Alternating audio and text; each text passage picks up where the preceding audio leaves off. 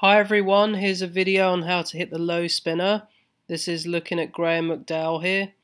He has a strong grip at setup, so bear this in mind, as someone with a weaker grip requires slightly different hand positions. I have that information in another video. We can see at setup he's got the club face very open here. He doesn't have a lot of wrist cock or radial deviation in his backswing. I find this an easier move myself to have more width in the backswing when doing this shot.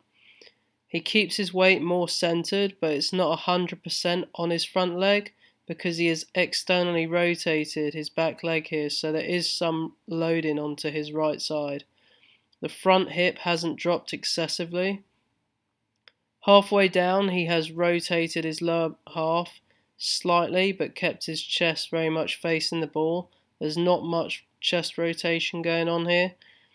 He hasn't increased his lag in the downswing. This is really important. If this was a full swing shot, it would look more like he's casting it right now. It depends on what short game shot you're trying to hit, but you don't really want to have excessive lag or wrist cock in the short game.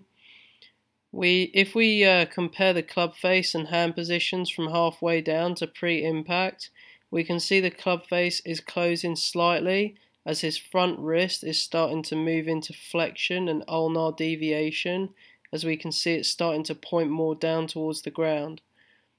At impact, we can see he has rotated slightly towards impact.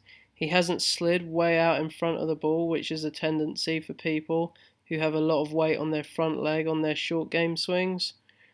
But the key here is that he has some shaft lean, but not a lot. But if we look at the club face, we can see there is much less loft on the face than he had at setup.